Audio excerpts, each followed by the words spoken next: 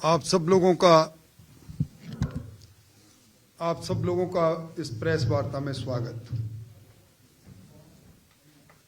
आप सबको मालूम है कि भजनलाल जी की सरकार ने अपनी पहली वर्षगांठ 2 दिन पहले बड़े धूमधाम से मनाई। इस पहले वर्ष की वर्षगांठ पर राजस्थान की राजधानी जयपुर में अब तक के सबसे बड़ा समागम हुआ। 3-3.5 लाख लोगों की उपस्थिति के अंदर दुनिया के सबसे लोकप्रिय नेता नरेंद्र मोदी जी की उपस्थिति में एक साल बेमिसाल या एक वर्ष परिणाम उत्कर्ष और जनता के सामने भारतीय जनता पार्टी की सरकार का पहला रिपोर्ट कार्ड आया है।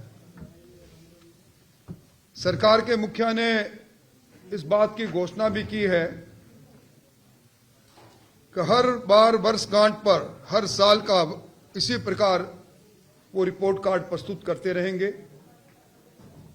क्योंकि ये सरकार जो कहती है वो करती है।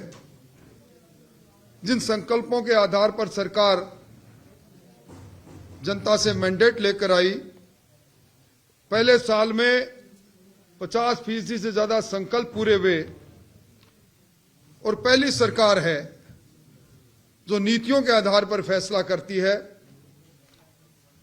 एक साथ 10 नीतियां जिससे शासन संचालित होगा, उनकी घोषणा करना, उनको लागू करना पारदर्शिता का एक नमूना। और इसके साथ ही एक यादगार बन गया इस राजस्थान के लिए पहली वर्षगांठ। 1 लाख से ज्यादा आधारभूत संरचनाओं को मजबूत करने के लिए कामों का शिलान्यास आदरणीय प्रधानमंत्री जी के कर कमलों से हुआ। उद्घाटन हुए, शिलान्यास हुए, स्वीकृतियां हुई। ये पहले कभी नहीं हुआ। ये पहली सरकार है जिसने अपनी पहली वर्षगांठ पर 80,000 से ज्यादा सरकारी नौकरियों का एक कैलेंडर जारी किया। इस दरमियान राजस्थान के अंदर जो अब तक की सबसे बड़ी वार्षिक योजना भजनलाल जी लेकर आए थे, 4,90,000 करोड़ की, वो योजना अगले वर्ष के बजट से पहले उसको अमली जामा पहनाने के लिए सारी कार्रवाई प्रारंभ हो चुकी है। और राजस्थान की इकोनॉमी $350 बिलियन की बनेगी। ये परिणाम इससे मिलते हैं कि राजस्थान की जीएसटी भी आज की तारीख में 12.56% है। पहली बार कैपिटल एक्सपेंडिचर जिससे आधारभूत संरचनाएं बनती है, इसमें पिछली बार से 65% का ज्यादा का अंतर। और इस सर्जन राजस्थान जिसके बारे में अभी आपको उप मुख्यमंत्री जी बताएंगे, 35 लाख करोड़ का एमओयू, और हर एमओयू को धरती पर उतारने के लिए एक कॉम्पिटेंट ऑफिसर्स, उत्तरदायी ऑफिसर। और ये सबसे बड़ी सौगात जो राजस्थान, जहां मात्र 1% पीने का पानी है, अपने पास सरफेस वाटर नहीं, उसमें जो संशोधित पार्वती काली सिंह चंदल परियोजना जिसको राष्ट्रीय योजना का दर्जा मिला है, जिसमें 90% पैसा भारत सरकार का होगा, 70,000 करोड़ की योजना जिसमें 21 जिलों के अंदर 3.25 करोड़ लोगों के पास पीने का पानी पहुंचेगा, जिसके अंदर 2.5 लाख से ज्यादा भूमि सिंचित, 2.5 लाख एकड़ से ज्यादा भूमि सिंचित होगी। और उसके साथ ही एक बड़ी सौगात जिसका जिक्र प्रधानमंत्री जी ने अपने भाषण में किया कि जो फरवरी 2024 को जो भजनलाल जी एमओयू करके आए थे हरियाणा सरकार से, यमुना के सरप्लस वाटर को ताजावाला हेड से लाने के लिए, वो एमओयू भी अब पूरा होगा।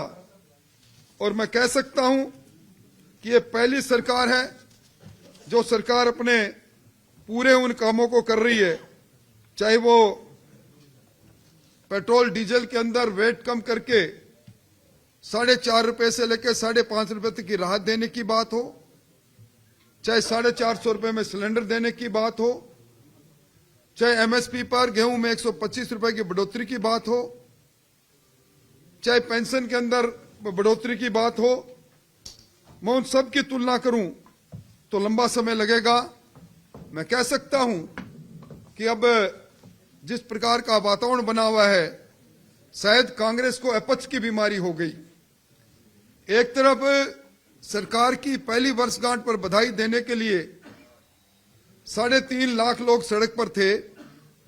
कांग्रेस ने अपने इस कार्यकाल का पहला प्रदर्शन किया। सारे तमाम नेता एक जगह पर होने के बाद भी अगर वो 4 अंकों में 1000 लोग भी जुटा पाते तो ठीक रहता।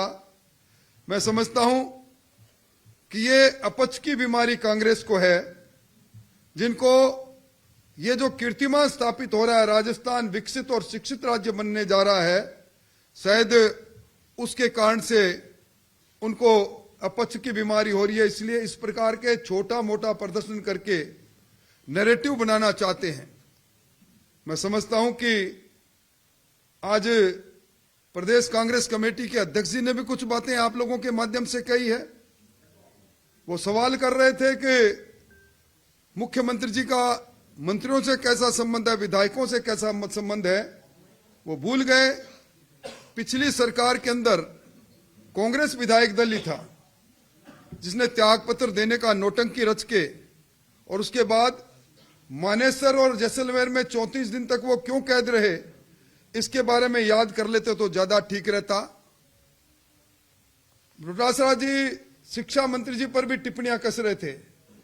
शायद डोटासरा जी भूल गए कि वो भी शिक्षा मंत्री थे, और शिक्षक दिवस पर मुख्यमंत्री जी ने जब शिक्षकों से सवाल किया कि तबादलों में भ्रष्टाचार तो नहीं, पूरे पंडाल में खड़े शिक्षक एक साथ खड़े होकर कहने लगे भ्रष्टाचार ही भ्रष्टाचार है।